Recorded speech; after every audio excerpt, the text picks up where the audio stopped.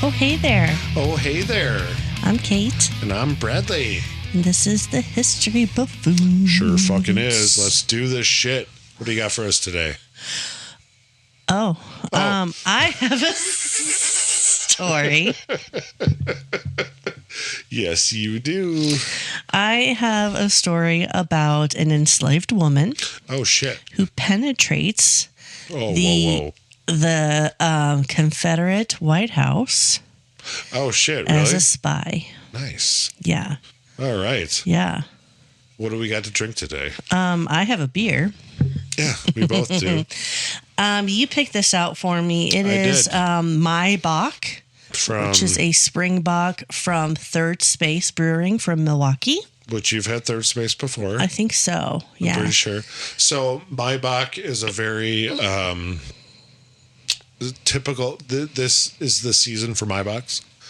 I remember when I sold beer many, many years ago.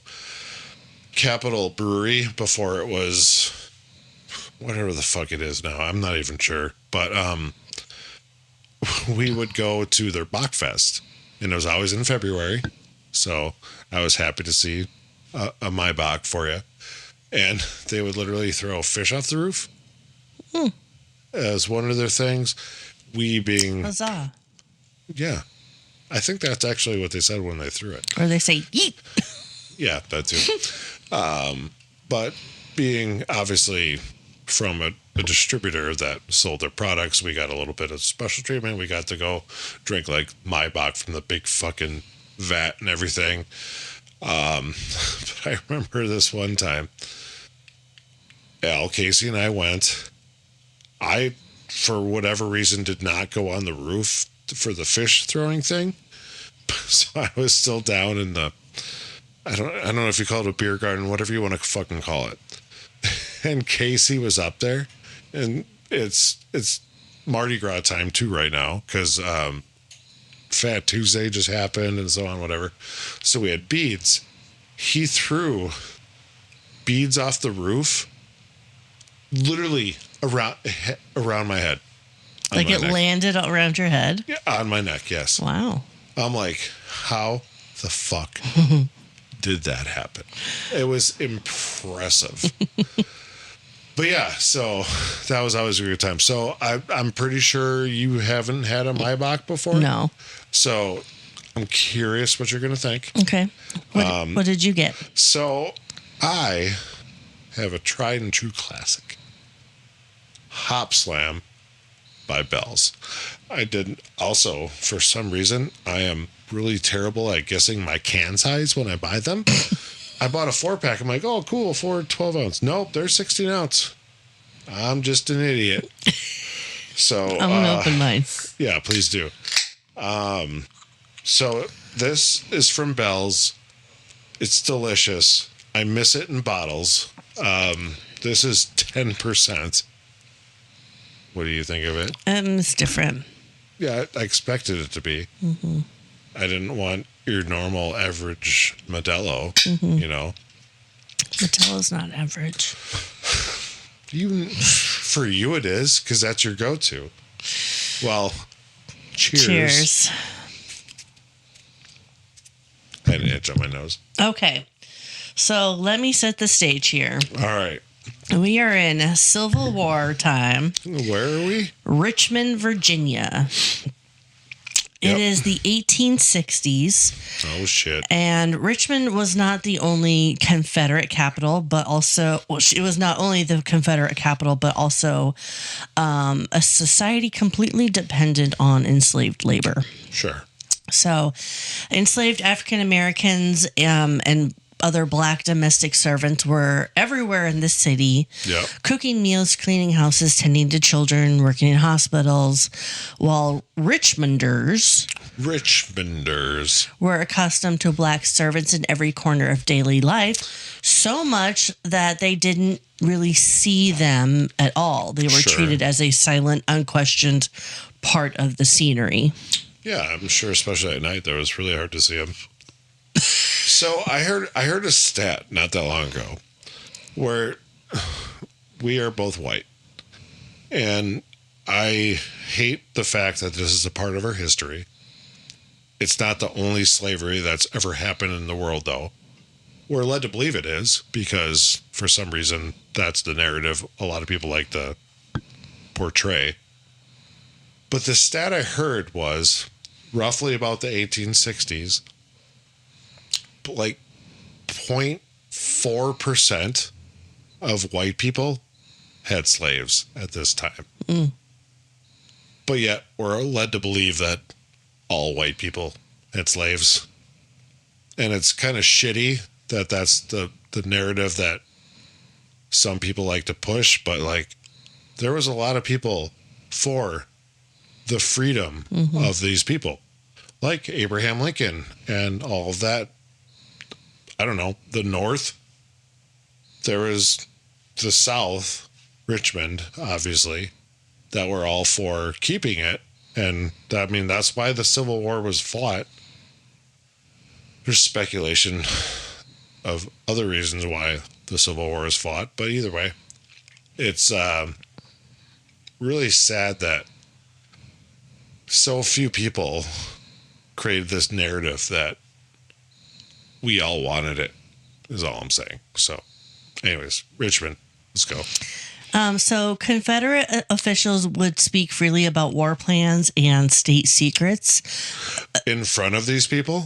Assuming that black servants were not paying attention. Or they were illiterate, too inferior to understand. Right. See, and that's another sad part. It's like, they literally thought they could talk in front of them and be like, they don't fucking know what we're talking about. It's like, no, they do. They're fucking human. You fucking idiots. So one Confederate general, Robert E. Lee, realized the ridiculousness of this assumption. Okay. And in May of 1863, Lee warned that, quote, the chief source of information to the enemy is through our Negroes, end quote. Wow. Acknowledging that enslaved people were transmitting this valuable information to the Union. Okay. So by then it was too late. A network of black informants were already in full swing. That makes sense. And our character today, Mary Bowser, would become one of these legendary figures. Oh, so she was one of the slaves? Nice.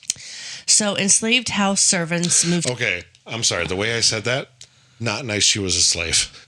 Nice that she was an informant. Okay, I just wanted to make that clear. Enslaved house servants moved quietly in the background, serving dinners, etc., all while white residents took their presence for granted. Do you know what's really unfortunate in my brain? I think of Forrest Gump, where he became a shrimping boat captain, and then that he went to Bubba's mom. And then she didn't have to cook for anyone anymore. And then she had a white person serving her. I don't remember that. That's awesome. Anyways, sorry. So, as one Richmond Unionist later noted, quote, Negroes involved in menial activities could move about without suspicion. Officers tended to ignore their presence. Excuse me. When discussing war-related matters, end quote. Well, yeah, because they just, like you said, they thought they were just more or less part of the scenery at that point. They were part of just the house. They didn't listen, pay attention. Of course they fucking did. You idiots, they're humans. So this was the social environment in which Mary Bowser operated, a city where an enslaved maid dusted the furniture while also overhearing generals planning troop movements or glimpse at state papers that were on the desk. Richmond's black population, both enslaved and free, held this hidden power if they chose to use it. Right. So Mary Bowser's story begins around 1839 or 1840. She was born Mary Jane. She was enslaved on a Richmond plantation owned by the Van Lew family. Van Lew, okay. The Van Lews were a wealthy white family in Richmond elite society. Yep. As a child, Mary was baptized in 1846 as Mary Jane, a colored child belonging to Mrs. Eliza Van Lew. Okay. So this tells us that Mary was enslaved property in the Van Loo household. Oh, for sure. However, the Van Loos were not typical Confederate slaveholders. Oh, what does that mean? Elizabeth, or Bet Van Loo, who is the daughter of Eliza. Yeah. So we'll call her Bet. Yep. The daughter of the family became an outspoken abolitionist despite her Richmond upbringing. Oh, nice. Okay. And upon her father's death in 1843, Bet and her mother freed the people the family had enslaved. Oh, shit. Nice. Mary Jane was still just a girl and was one of those emancipated in a technical sense, but she still continued to live there and serve in the Van Loo household. From my understanding, that happened a lot. Yeah. Especially when... That's kind of all they knew.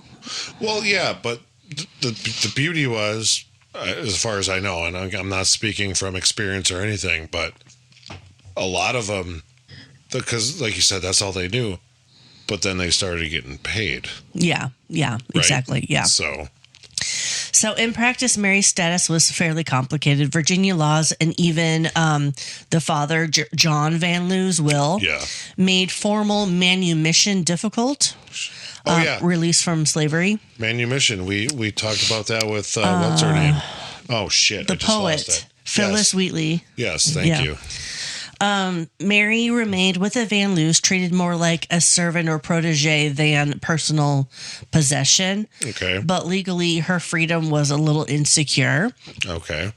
Bet Van Loo saw potential in Mary, and defying social norms, Bet arranged for Mary to be educated in the North in the 1850s. Oh, nice. Mary was sent away from Richmond. Sources suggested that she studied at a school in Princeton, New Jersey, or Philadelphia. Okay. And she received a thorough education, which was virtually unheard of for a young black woman from Virginia. Especially at that time, yeah. For sure. So after several years of schooling, Bet Van Loo had an even bolder plan. Oh, damn. She encouraged Mary to become a missionary in Africa.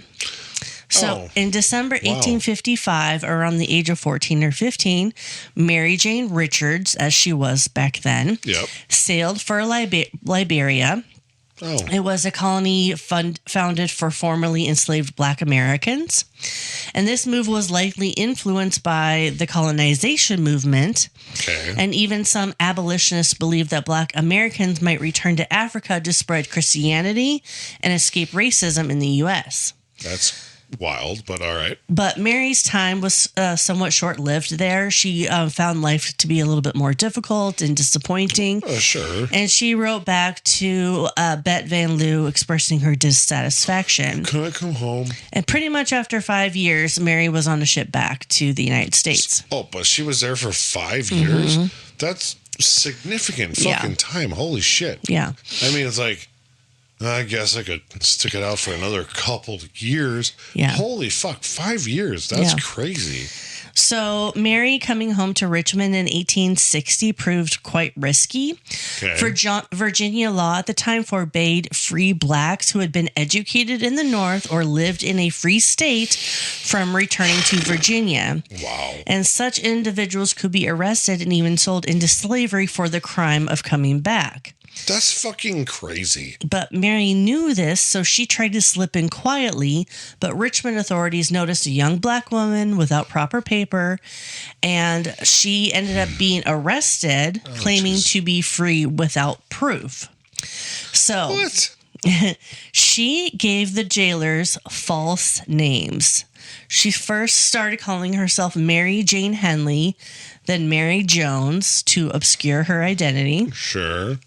After about 10 days in custody, Mary finally admitted who she was, and Eliza Van Loo, the mother, stepped in to save her. Right.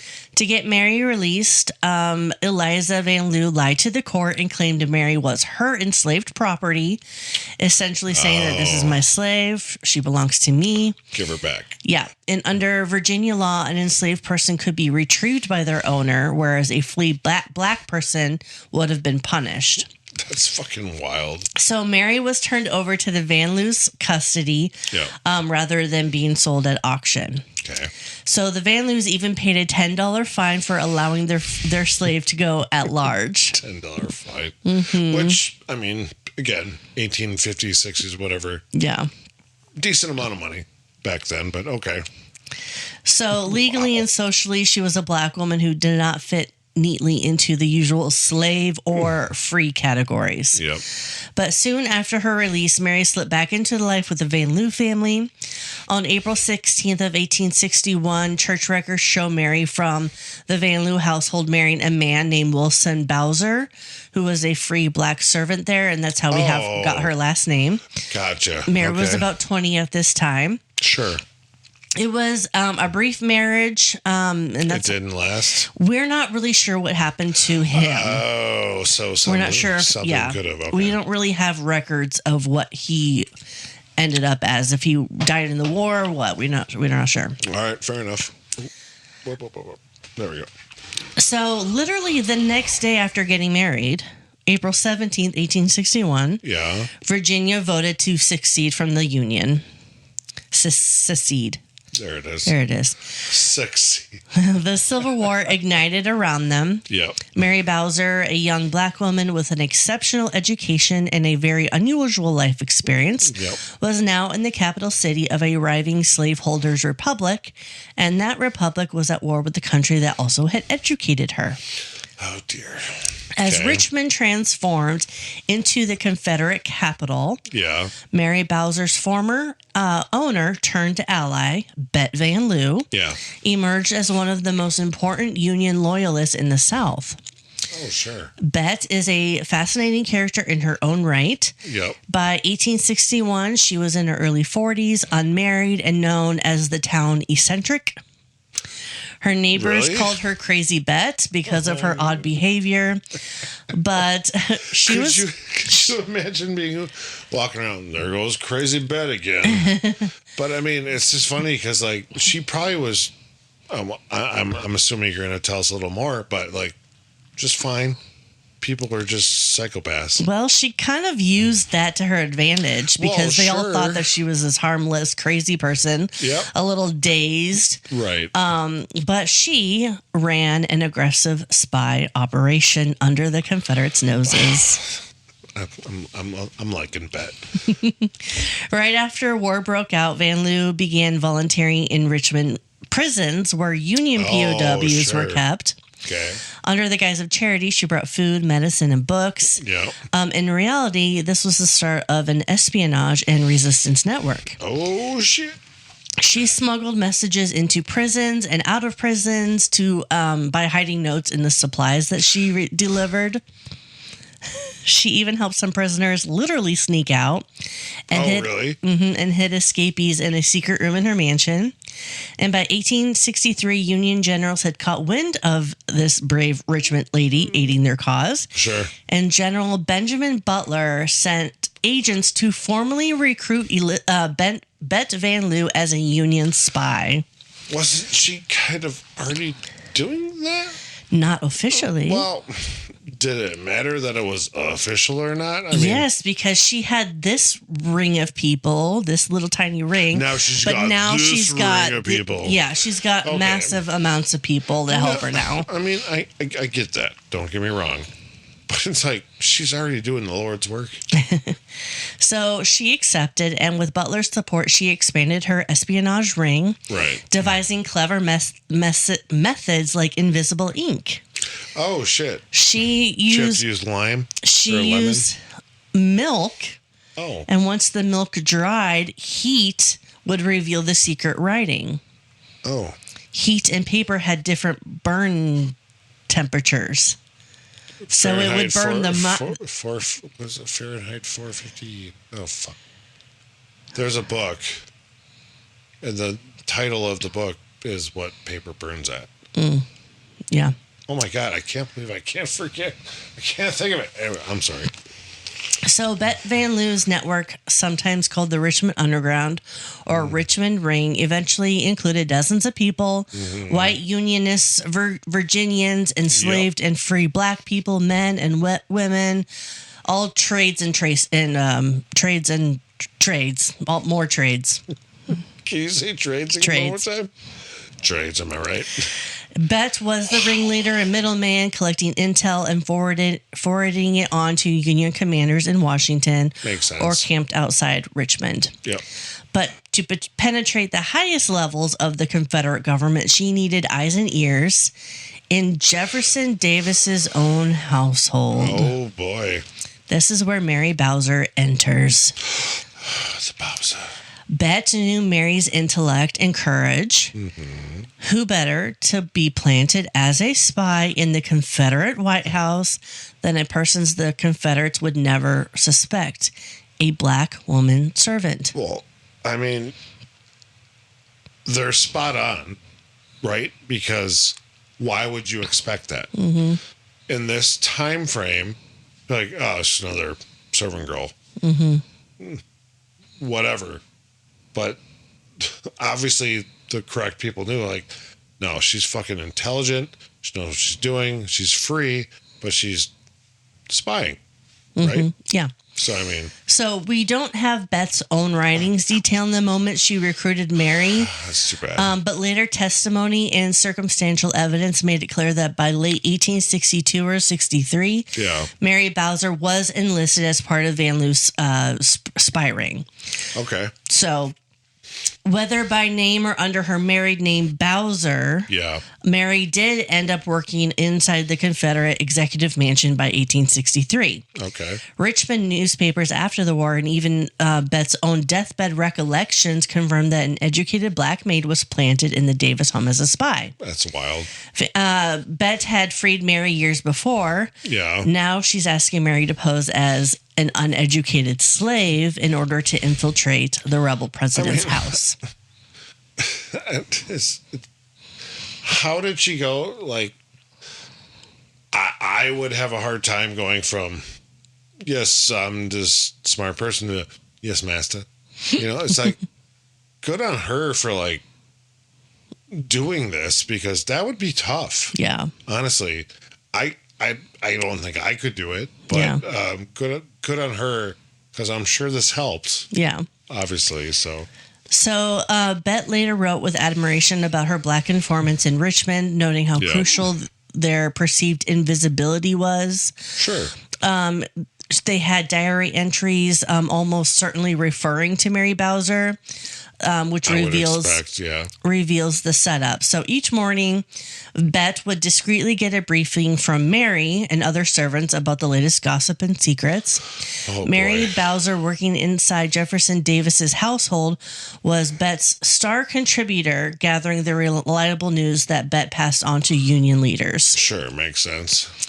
So by late 1863, Mary was employed in the Richmond mansion. Okay. Mary's duties include cleaning, serving meals, domestic tasks. Yep. But unlike most domestic servants, Mary had an exceptional asset. She was highly educated and she could read.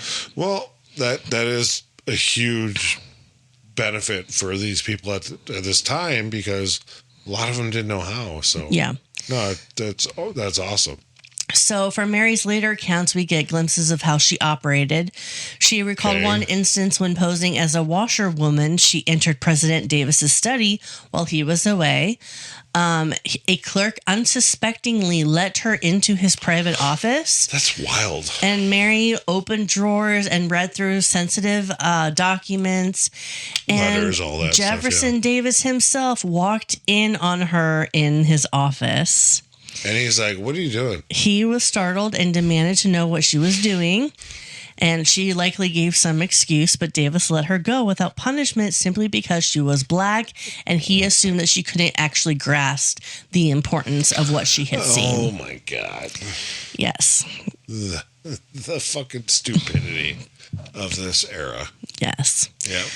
So another legend of Mary is that she has an eidetic or photographic memory. Yeah.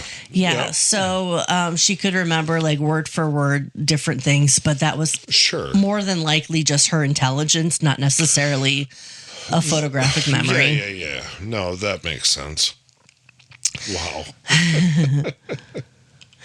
So because spy communications were destroyed for safety. Yes. We have only a few specifics.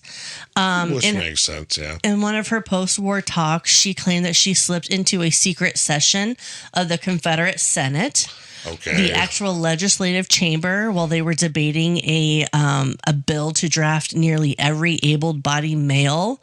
Yeah. And Mary said that she sat in this meeting, that he immediately relayed the outcome to the Union contacts, alerting them that the Confederacy was desperate enough to conscript boys and old men. Which is wild. I mean, honestly, wild. She also recounted helping sabotage Confederate supplies. And after leaving Richmond briefly in late 1864, Mary says she went to Fredericksburg, Virginia, where she aided Union troops in capturing a large cache of Confederate tobacco. Yay! And even helped apprehend 2 rebel officers. That's, I mean, good on her. That's fucking awesome. Seriously. Like... You hear so many stories about this time frame, obviously, and, you know, Civil War, people fighting for the freedom of other people, really. But, you know, you don't get to hear a lot of these stories. Yeah. Which I think is fucking awesome because, like, there's so many of them that we probably will never, ever know about. But, they were integral into a lot of different facets of this war. Whether they directly impacted the outcome or not, it doesn't matter. It's just they were so important to create, like, what's the word I'm looking for? Like, excuse me, positivity towards, like, the future that could be, right? Mm-hmm. Do you understand what I'm saying? Yeah. I don't know how to better word it. I'm sorry, but they believed in the betterment of their future. Yeah, and obviously we fought this war for that. But there's so many people on call it the front line, which could be debated on what you call the front line, but she was on the front line of, like, her situation and was able to help. I mean, good on her. That's fucking awesome. Mm-hmm. You don't get to hear these stories a lot, is my point. So Jefferson Davis and his inner circle were starting to grow suspicious that some leak was feeding the Yankees. Oh, okay. Yes. The first lady of the Confederacy, Davis's wife, insisted that no servant of hers was a spy, but her defensiveness suggests the question was certainly raised. Yeah. Confederate military leadership came to realize that by 1864 that Richmond did have an espionage problem. Okay. Confederates finally recognized that those they enslaved were striking back in secret. Oh, there's a wartime story that Jefferson Davis suspected an informer in his house but never figured out who it was. If he did suspect Mary, he didn't have any proof. Sure. But Mary definitely continued her charade into being an ordinary servant. Good on her. She was the clueless, flighty maid who talked to herself and acted forgetful, completely blending into the background. Oh, for sure. So as Union armies closed in on Richmond in early 1865, the risk to Mary was had been increasing. So it's gonna bottleneck. Yeah, but not bottleneck. That's not the right word I'm looking for. But it's gonna grow. Yeah, because obviously, who else is it, right? I mean, at this point, So Mary Bowser finally fled the Confederate White House in January of 1865. Okay. By late 64, she had already kind of tried to leave, likely under Bet's advice. Sure. And her husband, the Wilson Bowser, had already fled the city earlier. Right. That's really the only thing we have about him, is that he fled the city at some point. Isn't that wild? But Mary's mission was essentially over. The Confederacy was collapsing. Mary slipped away before Richmond fell, avoiding any last-minute betrayal that might land her in the noose. And when she left, she has survived nearly 2 years undercover at the Confederate government. That's fucking... I mean, that's impressive. Yeah. Richmond fell to Union forces on April 3rd, 1865, yes. Liberating the city's enslaved population. Right.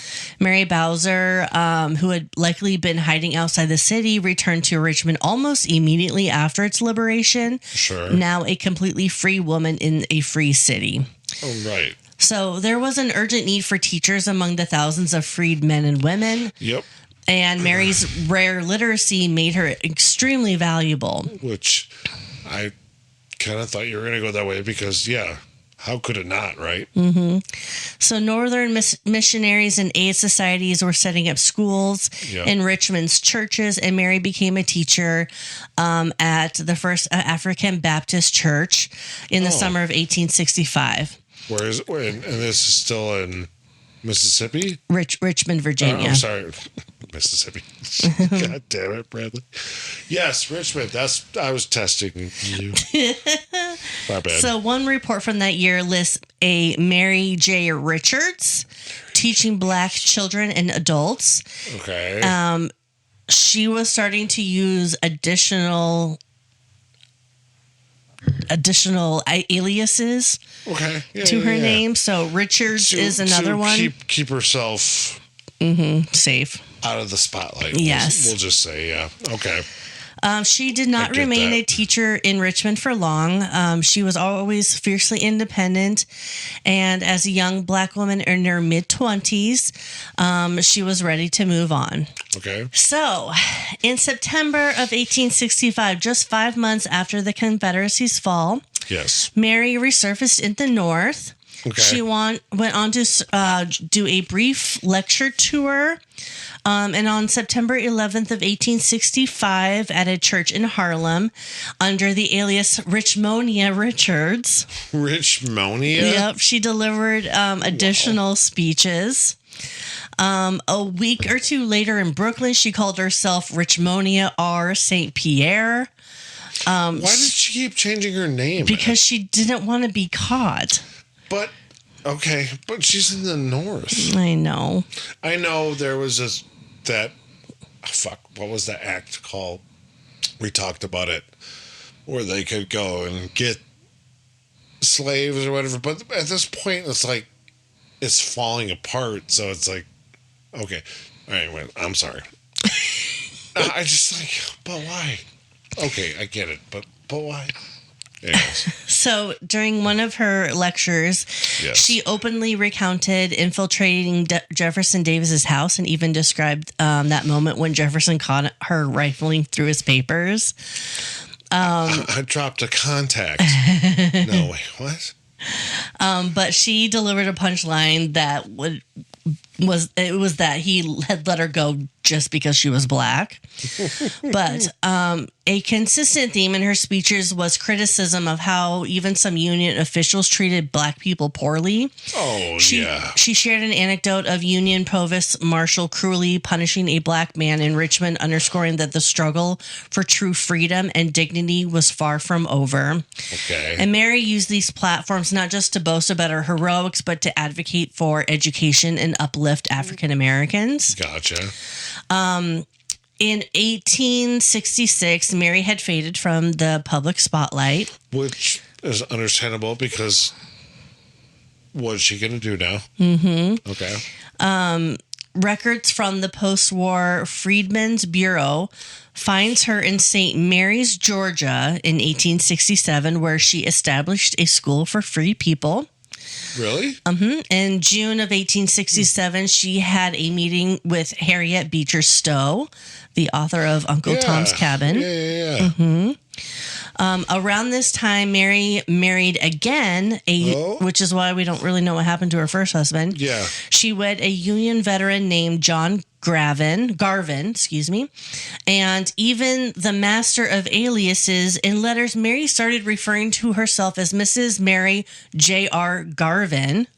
Oh, that's why. This marriage seemed short-lived, or at least Mary chose yet another new identity afterwards. Oh, boy. By late 1867, she was signing reports as Mrs. John L. Denman. Yes.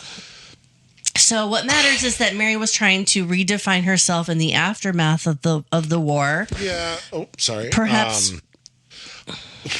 Why do you think she thought she needed to do this so much? Like, what is your opinion on that? I'm not sure. My only guess was just to stay hidden. But she was still doing lectures and stuff. So. Well, and that's my point. Is like you're doing these public things. You want to stay hidden. Obviously, the war is over, though. Mm-hmm. So slaves are done, unless you're, where was that? Is it Texas? That's the whole reason why you have fucking Juneteenth, because they're the last to know they were free or whatever shit it was. But it's like, why? Why did she have to keep changing her name? I don't know. Because it's like you're free at this point. So the last known trace of Mary Bowser is a letter she wrote in October of 1870 to her mentor, Bet Van Loo. Bet. In this letter from New York City, Mary signed it as M.J. Denham, politely informed Van Loo that she did not plan to return to Richmond. Okay. She expressed a desire to grow beyond the influence of the Van Loo family and succeed on her own. Sure. She mentioned working as a seamstress and planning to further her education to become a professional teacher. Oh, shit.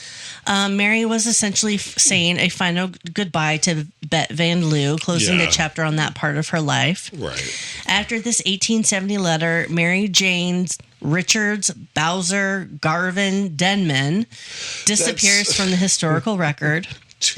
Probably because there's too many names. We don't know when or where she died, or if she had any children, or continued her teaching vocation under another name. Right. But like a good spy, Mary Bowser exited the stage quietly, her later life a complete mystery. Oh, like your good neighbor. State Farm is there. Yeah. That's the story of Mary Bowser. That's wild that she had so many, like, aliases at the end, where like... I mean, in my opinion, you would think you don't need any, you're free. Yeah. But she wasn't, I guess, fully free at that time, so I get it. But that's wild. I mean, how'd you like your beer? Well, it's delicious. Good. Yeah. How'd you like yours? It's decent. It's different. You can say if you don't like it. You know that. I don't dislike it. But you wouldn't go for it. I wouldn't buy this. You know what? What? I did. So you're welcome. Well, I suppose. All right, buffoons. That's it for today's episode. Buckle up, because we've got another historical adventure waiting for you next time. Feeling hungry for more buffoonery? Or maybe you have a burning question or a wild historical theory for us to explore? Hit us up on social media. We're History Buffoons Podcast on YouTube, X, Instagram, and Facebook. You can also email us at historybuffoonspodcast@gmail.com. We are Bradley and Kate, music by Corey Akers. Follow us wherever you get your podcasts and turn those notifications on to stay in the loop. Until next time, stay curious and don't forget to rate and review us. Remember, the buffoonery never stops.